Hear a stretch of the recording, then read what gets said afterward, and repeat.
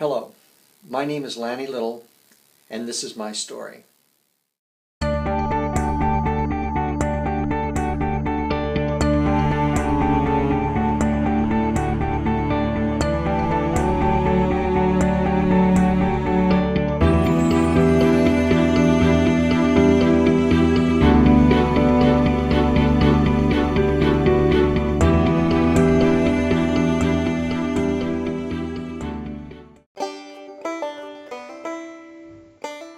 My story begins in 1940 in the small southern Illinois town of Karnak.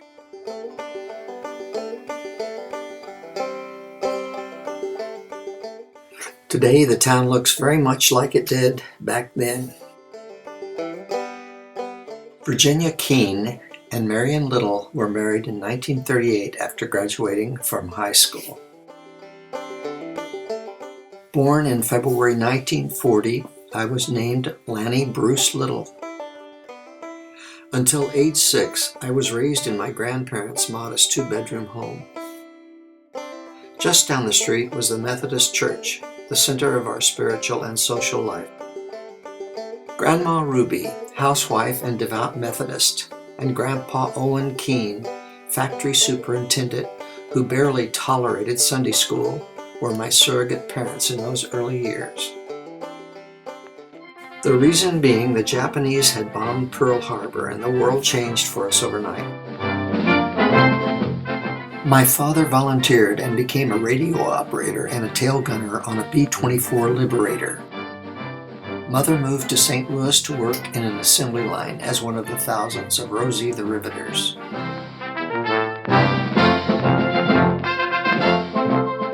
The war culture pervaded our little town, from ration stamps to outfitting children in uniforms of war.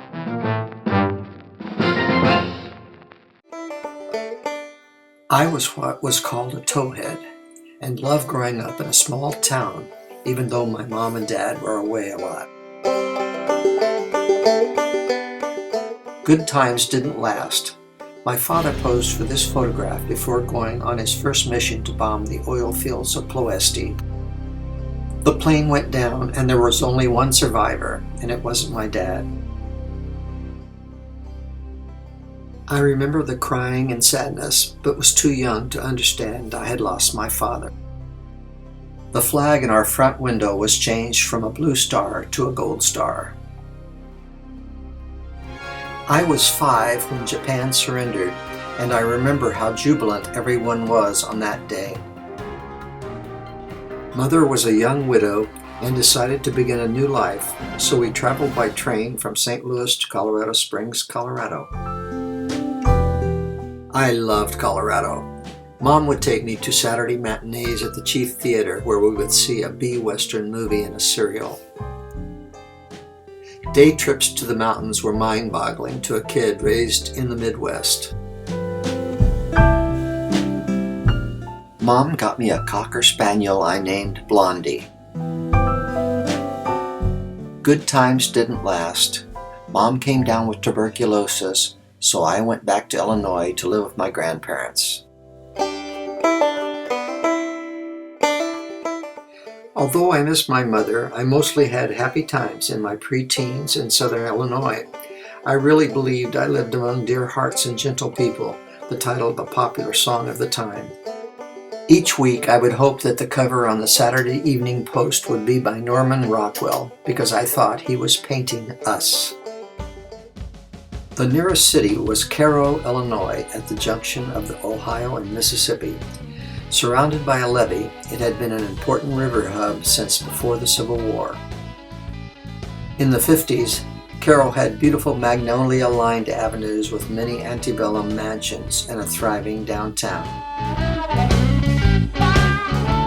On Saturdays, we would go shopping in Cairo. Grandma got the groceries, Gramps threw down a few cool ones at the tap room, and I saw movies at the gym.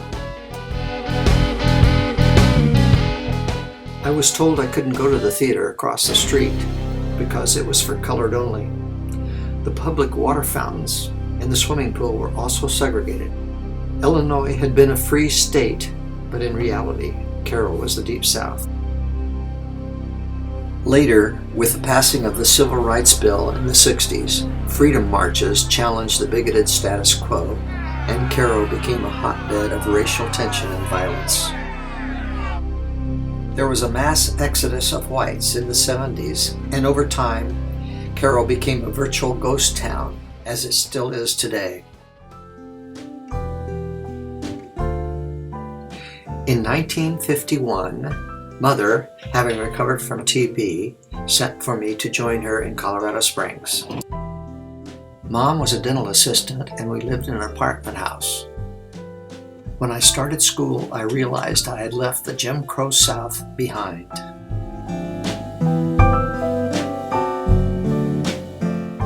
Mom married a career soldier, Jack Wilson, and soon the three of us were living in Germany.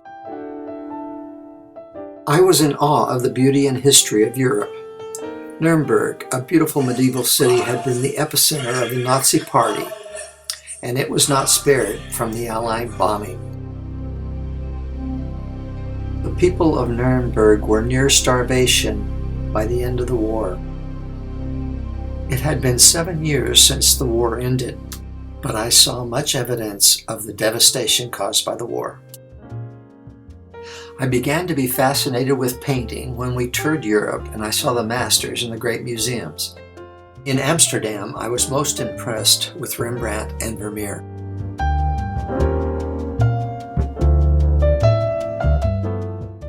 I had always liked to draw, but my first painting experience was with a paint-by-numbers kit. I asked for an oil painting set for Christmas and started a hobby that was to eventually turn into my profession.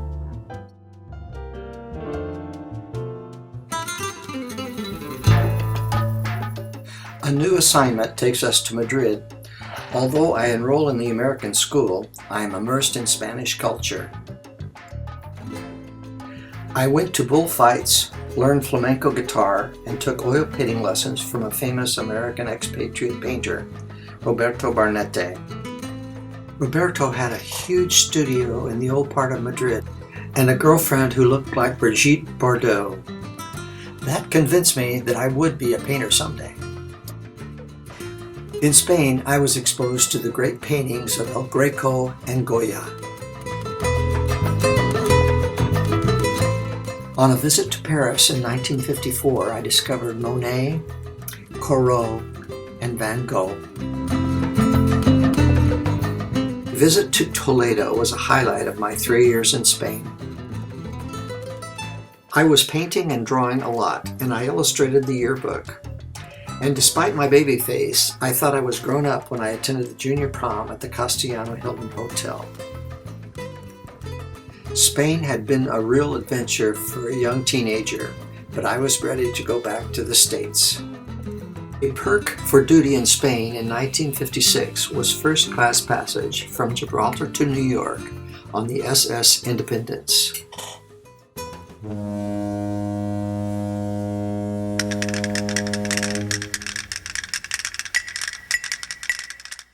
Back to the land of rock and roll.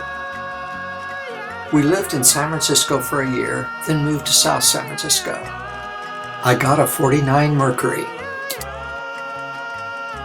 wore a duck tail, and had a huge crush on Yvonne. We cruised the drive-ins and loved drag races, both on and off the track.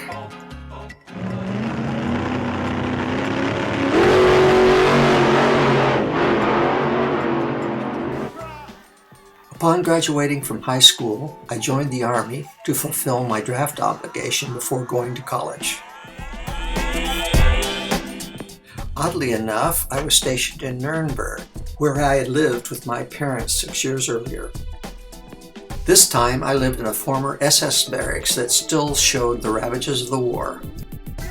I came of age in Germany, learned how to drink beer, got my first new car, traveled extensively, and was able to paint in my spare time. Having satisfied my draft obligation, I was now ready for art school.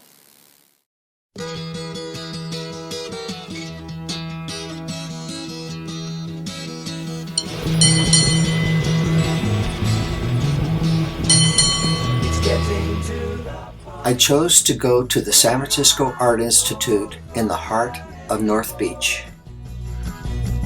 I am sorry. I started as a design student, but changed to painting when I saw the work of Bay Area figurative painters David Park, Richard Diebenkorn, and Elmer Bischoff. My idol, however, was the East Coast painter Edward Hopper.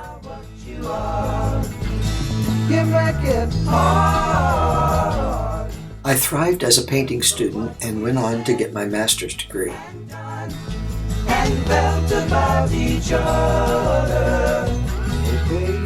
My master's thesis show at the San Francisco Art Institute was in this gallery, the entire north wall of which is a Diego Rivera mural. By the mid-60s, the U.S. was mired down in Vietnam. The Bay Area had become a hotbed of protest marches and near rebellion. The Haight-Ashbury hippie movement had replaced the Beat generation. Sex, drugs, and rock and roll. It was a truly amazing and crazy time in San Francisco, and I often wonder how I managed to get through art school. I think it's time we stop, children. What's that sound? Everybody look what's going down.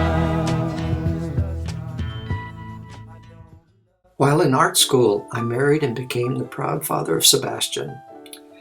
The marriage didn't last, but he has always been a big part of my life. In 1972, I married a painter from the Art Institute, Kay McGreevy. She painted hard-edge abstracts. An extra bonus was her children, Lyndon, aged 10, and Evan, aged 9. We moved to a small farm near Portland and started a new life. Evan loved his Kawasaki and Lyndon loved her pony Sam. After school, Lyndon and I would often take horseback rides in the nearby forest. Our first marriages didn't work out, but Kay and I recently celebrated our 40th anniversary.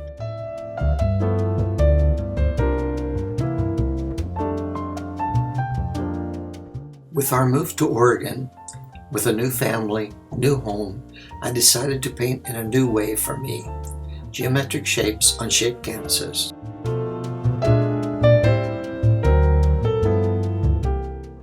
After a couple of years, I went back to painting representational paintings, urban landscapes.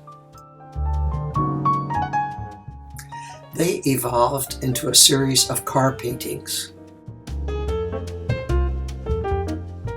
They average between 5 and 6 feet in width. In the mid-70s, I served as artist-in-residence in several school districts in Oregon. At each school, I would enlist student apprentices to help paint the murals. This resulted in dozens of murals all over the region. By 1979, my photorealistic paintings were selling well in Los Angeles, but Kay and I yearned for new horizons. We sold our home on the river, auctioned off most of our belongings, and with teenagers in tow, moved to the Mediterranean island of Malta.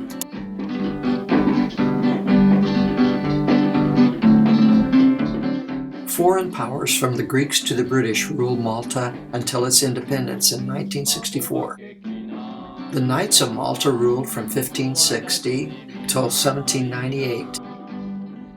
St. John's, one of Europe's finest high Baroque cathedrals, has a magnificent Caravaggio. Malta's long Christian heritage is apparent almost weekly when a Saint's Day is celebrated somewhere on the island with fireworks and processions. We enjoyed snorkeling in the amazingly clear lagoons. But after 4 months, my painting was not going well and we felt isolated in the anti-American political climate of Malta.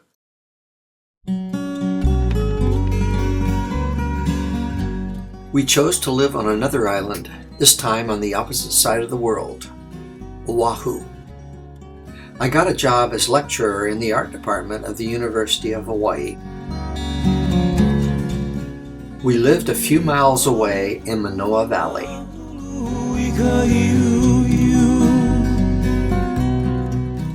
I was doing photorealistic paintings again, but oddly enough, not of Hawaiiana.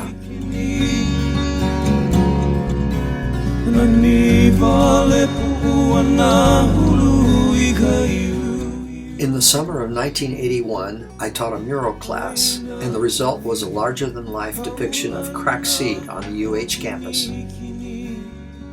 Crack seed stores originally sold Chinese herbs, but had evolved over the years into the local candy store.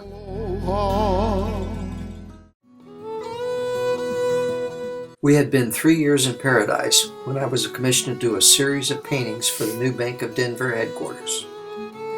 We leased an Episcopal nunnery on the banks of Bear Creek in the alpine community of Evergreen. I chose to do 8 oil paintings of wildflowers, each 6 feet square.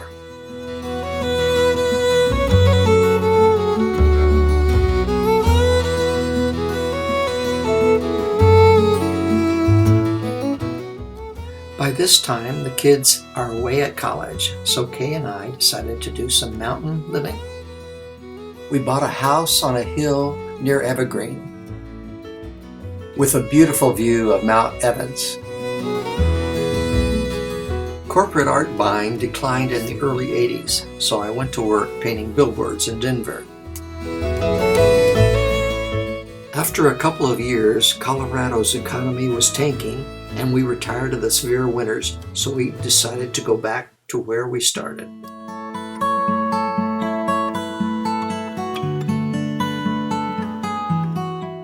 It was good to be back in the mild Pacific Northwest.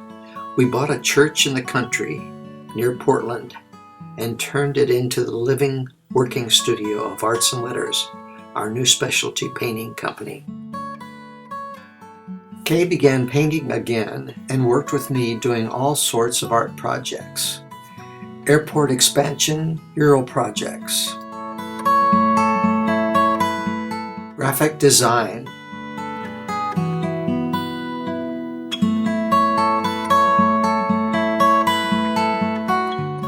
and television station backdrops.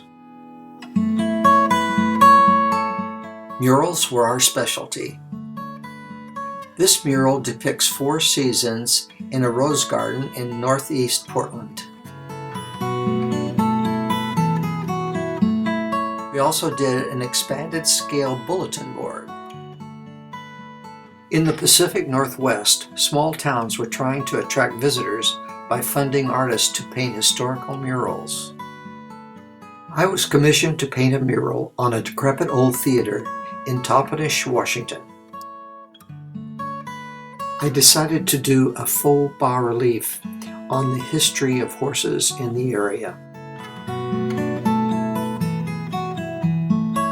I was then commissioned to paint a mural on the post office in West Seattle.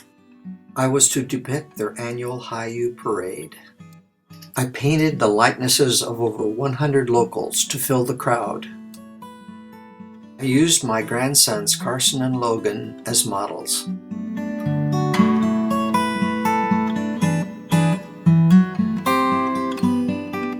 After 15 years, the mural had faded, so I was asked to return to refurbish it. The result proved better than the original. I then painted a logging mural for Long Beach, Washington. U.S. Fish and Wildlife commissioned me to paint the globe for the Honolulu airport. Next came a cyclorama mural for the National Park Service at Mount St. Helens Visitor Center. I was asked to do scrim paintings for the orientation exhibit for the Washington State Historical Society. Historically used in opera productions, scrim is a fine netting that when front-lighted you are able to see the image, but turns seemingly invisible when not lighted, allowing the observer to see multiple images.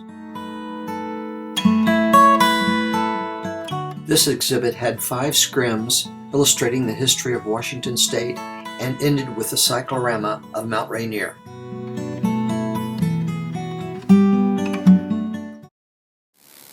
The business was doing well, perhaps a little too well, because we were having to hire artists to finish projects. So Kay and I decided to sell the church and move to San Juan Island.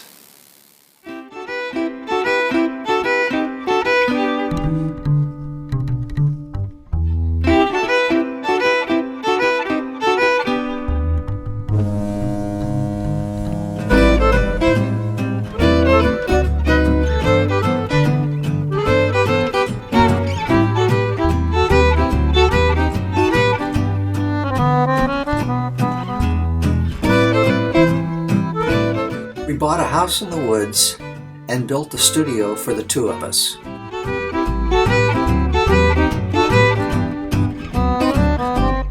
Kay began specializing in floor cloths, art for the floor, and sold them all over Puget Sound.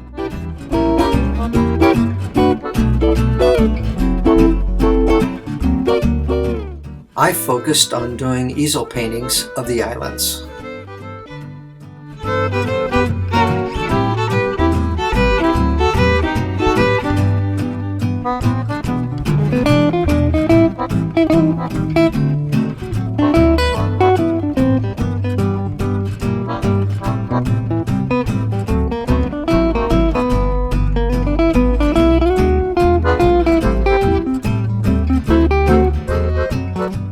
Here's my granddaughter Lyndon Ann posing in front of a mural I did for the Friday Harbor drugstore.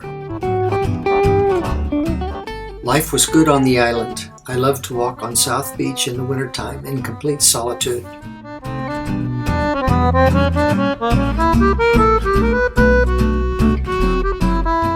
I did a series of murals for the Nooksack Casino.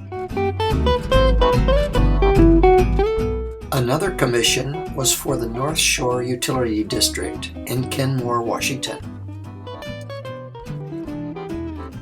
The downside of living on the islands was the commuting by ferry. At first, riding the ferries were fun and relaxing, but after a while, they became a chore. Our daughter Lyndon, her husband Jim, and our grandsons Carson and Logan were living in Bellingham. So in 1998, Kay and I decided to make the move to Bellingham.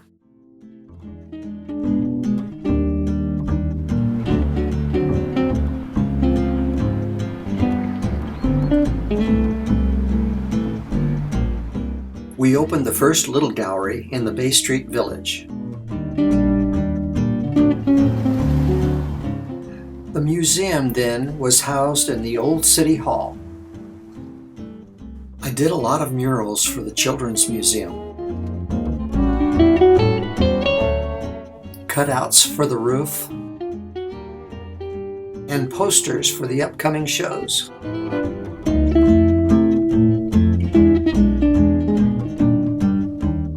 The City of Bellingham commissioned me to paint a mural to brighten up the Parkade Municipal Parking structure.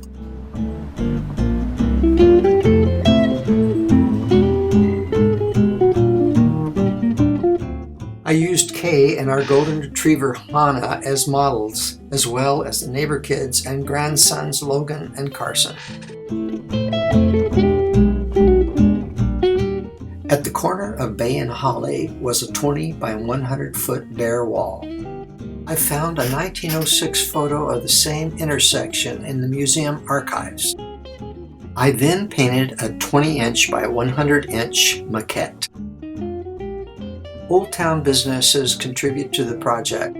The City of Bellingham came through with matching funds, and the mural was started in May 1999. One day I was approached by a Lummi tribal member and asked if the Lummi Nation was included in the mural. I realized the oversight and painted them in.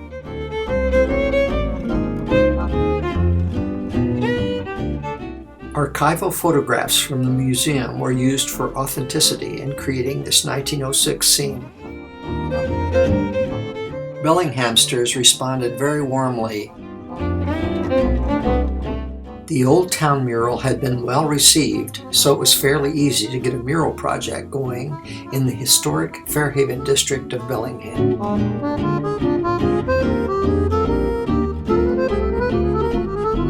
The building south of the grassy lot behind Village Books was begging for a mural.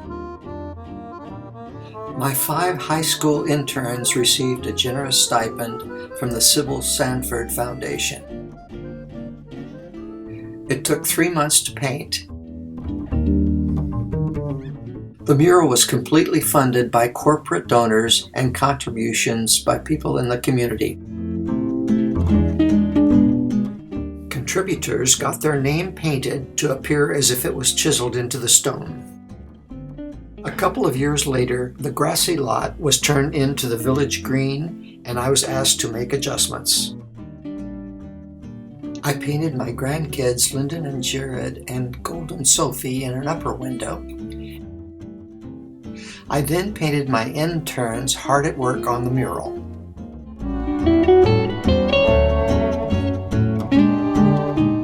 We conducted a raffle, and the winner chose to have her grandson in the white sweatshirt painted into the mural.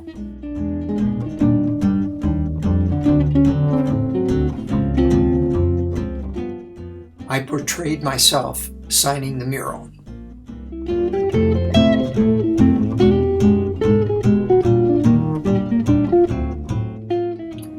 In the summertime, the park is used for Saturday night movies, bocce ball, farmers market, and a variety of other community functions throughout the year. Just around the corner is a mural I did for Tim Imus to welcome people arriving by ferry to Fairhaven.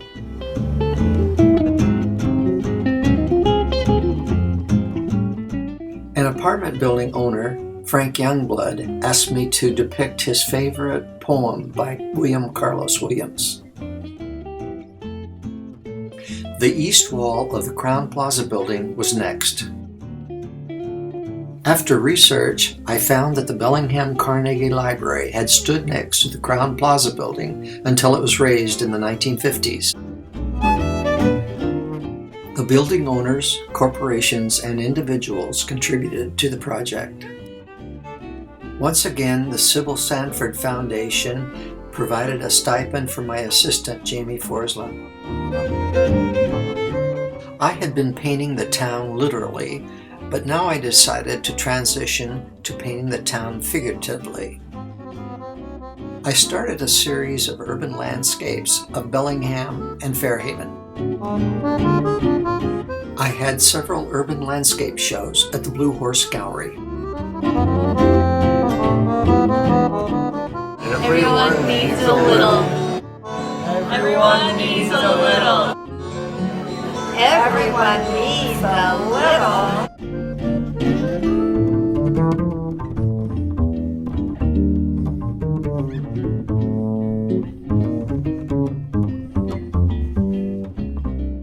In addition to my urban scenes, I am also captivated by the light of the Northwest natural landscape.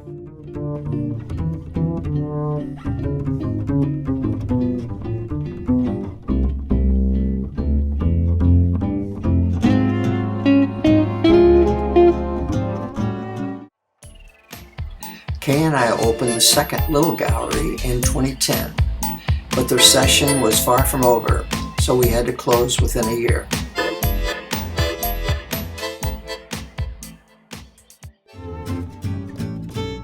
"2012 was a good year for commissions.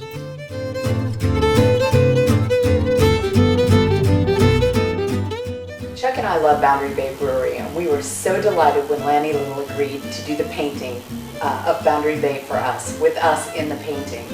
And we are so excited to have it in our home. I was commissioned to do 2 farm murals for the Lakeway Market.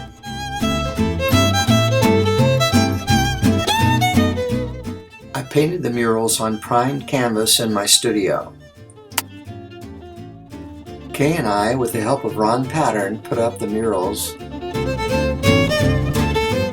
adhered to the wall with wallpaper paste, then framed out.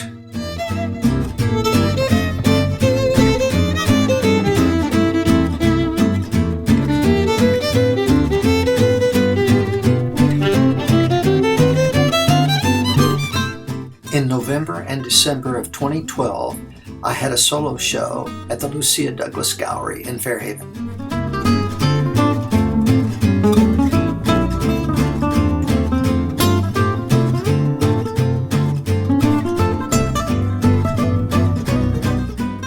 the urban landscapes proved the most popular.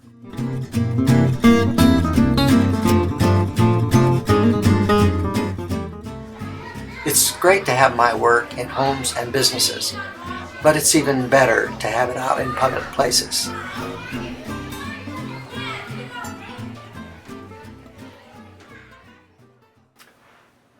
That was 12 years ago.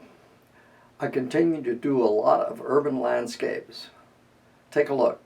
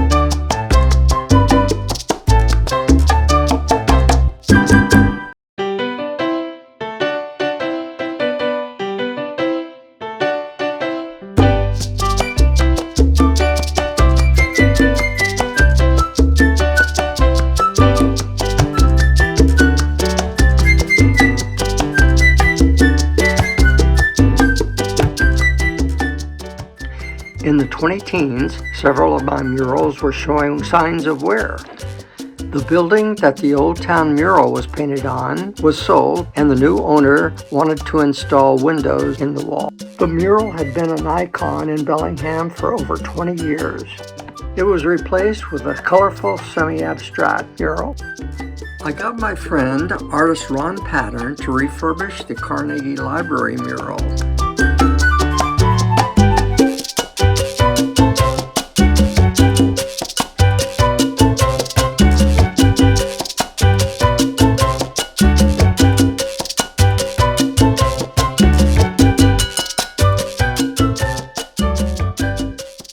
Afterwards, it looked as good as new, but sadly, the building was soon to be sold to a Canadian firm, and the mural was painted over.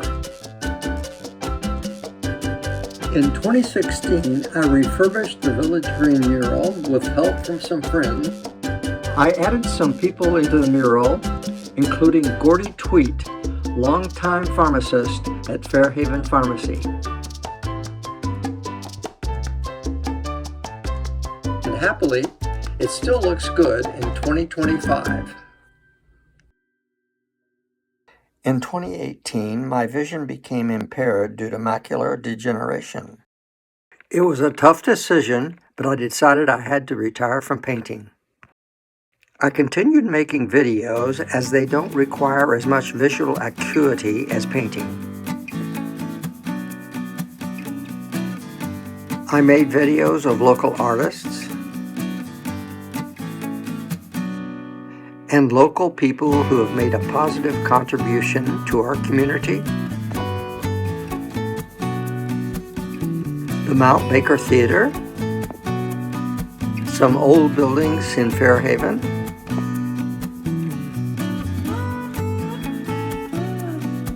and an anti-fascist video titled "It Can't Happen Here, Can It?"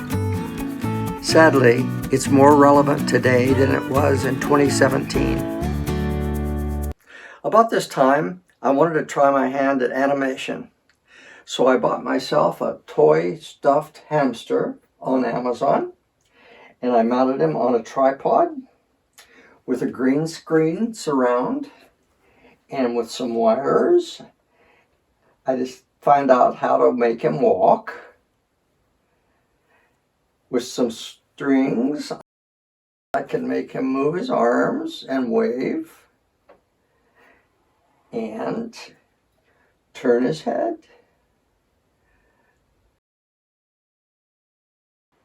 Getting the hamster to talk was problematic. I finally came up with this. A piece of green felt,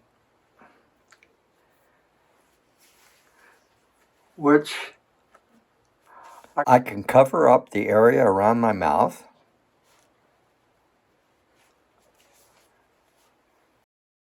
Then I film myself talking. I then import the clip to Final Cut Pro. I then apply the green screen keyer to the clip. This makes the green disappear. Next, I import a clip of belling hamster and apply a green screen keyer. Then I can import a background for the hamster. Then place my mouth and chin on the hamster. And finally, a pitch shift. Then I film myself talking. That's all there is to it. The first iterations of the hamsters were kind of crude, but they improved over time. Don't miss our next trip. Subscribe now. Bye for now.